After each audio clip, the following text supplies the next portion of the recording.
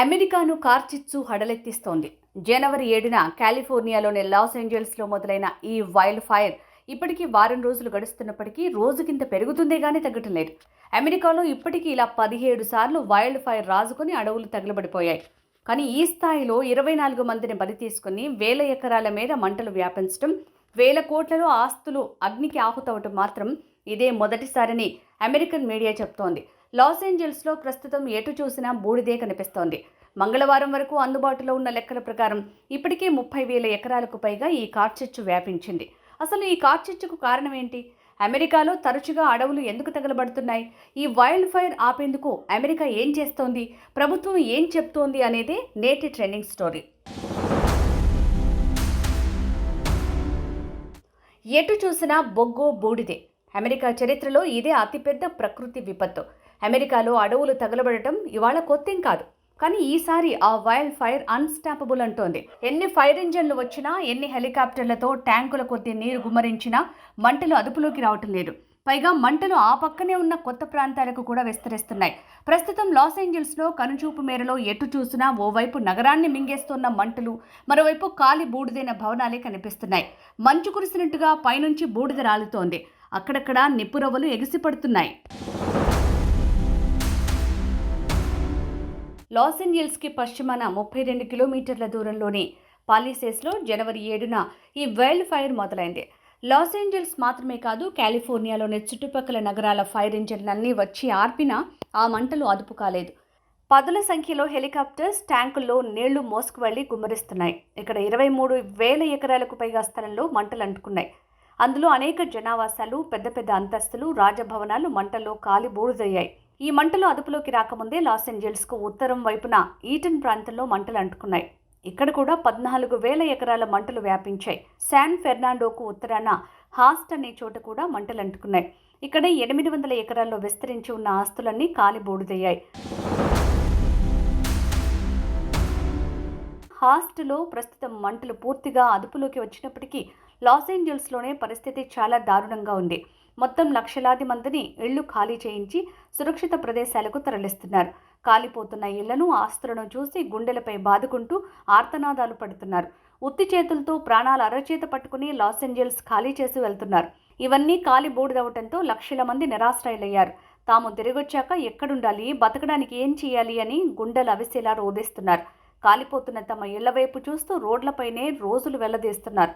దాదాపు 1,200 ఇళ్లు, మరో 200 బిజినెస్ కాంప్లెక్స్లు, ఆఫీసులు, పరిశ్రమల భవనాలు పూర్తిగా కాలి బూడిదయ్యాయి.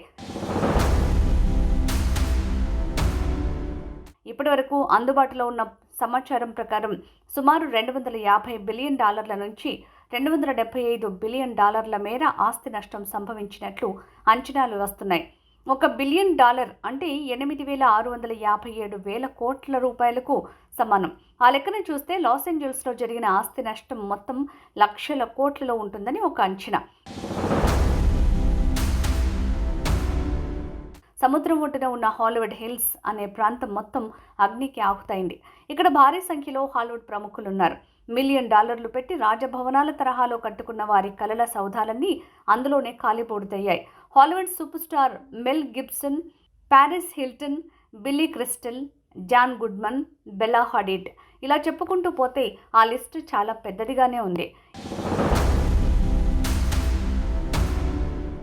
ఎంతోమంది బాలీవుడ్ తారలకు కూడా లాస్ ఏంజల్స్లో సొంతిల్లున్నాయి.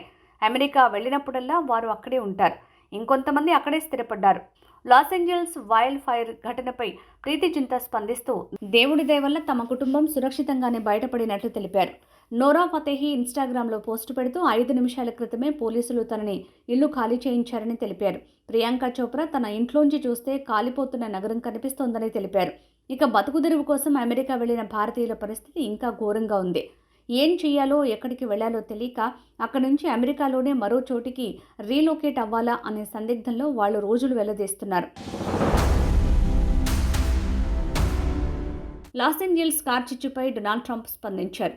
కాలిఫోర్నియా అధికార యంత్రాంగం ప్రభుత్వం ఫెయిల్ అయిందని ట్రంప్ అన్నారు. ఎంతకీ మంటలు అదుపులోకి రాకపోవడంతో ట్రంప్ వాదనతో ఏకీభవించే వారి సంఖ్య కూడా అంతకంతకు పెరుగుతోంది. లాస్ ఏంజల్స్ తగలబడటానికి కారణం ఏంటనేదే ఇప్పుడు అందరినీ వేధిస్తున్న ప్రశ్న. అమెరికా డిటెక్టివ్స్ దీనిపైన ఇన్వెస్టిగేషన్ చేస్తున్నారు. రెండో ప్రదేశమైన ఈటల్లో అగ్ని ప్రమాదానికి సౌతర్న్ కాలిఫోర్నియా ఎడిసన్ అనే ఎలక్ట్రిక్ కంపెనీ నిర్లక్ష్యమే కారణమంటూ న్యాయవాదులతో కూడిన ఒక లా ఫర్మ్ కేసు పెట్టింది. బలమైన గాలులు వీచే ప్రమాదం ఉందన్న హెచ్చరికలు వచ్చిన తర్వాత కూడా ఆ ఎలక్ట్రికల్ కంపెనీ వారు ఓవర్ హెడ్ వైర్లలో విద్యుత్ సరఫరా నిలిపివేయలేదని, అందువల్లే ఈ ప్రమాదం జరిగిందని ఆ సంస్థ ఆరోపిస్తోంది. దీనిపై విచారణ జరుగుతోంది. కానీ అసలు మొదటి ప్రమాదానికి కారణమైన నిప్పు ఎక్కడ ఎలా పుట్టిందనేది ఇప్పటివరకు తేలనే లేదు. ప్రస్తుతం పోలీసులు ఫైర్ డిపార్ట్మెంట్తో కలిసి మంటలు ఆర్పే పనిలో, జనాల్ని ఖాళీ చేయించే పనిలో బిజీ అయ్యారు. న్యూ ఇయర్ సెలబ్రేషన్స్లో కాల్చిన ఫైర్ క్రాకర్స్ వల్లే ఈ ప్రమాదం జరిగిందా అనే అనుమానాలు కూడా వ్యక్తమవుతున్నాయి. ఇప్పటికే బిక్కుబిక్కుమంటున్న లాస్ ఏంజల్స్కు మరో ప్రమాదం పొంచి ఉంది. బలమైన గాలులు వీచే ప్రమాదం ఉందని వాతావరణ శాఖ హెచ్చరించింది. ఇది మంటలకు మరోసారి ఆర్జీయం పోసే ప్రమాదం ఉందన్న ఆలోచననే వారికి హడలెత్తిస్తోంది. 3,400 మంది అగ్నిమాపక శాఖ సిబ్బంది ప్రస్తుతం మంటలు ఆర్పే పనిలో బిజీగా ఉన్నారు. త్వరలోనే మంటలు అదుపులోకి రావాలని, లాస్ ఏంజల్స్ ఊపిరి పీల్చుకోవాలని మనం కూడా కోరుకుందాం.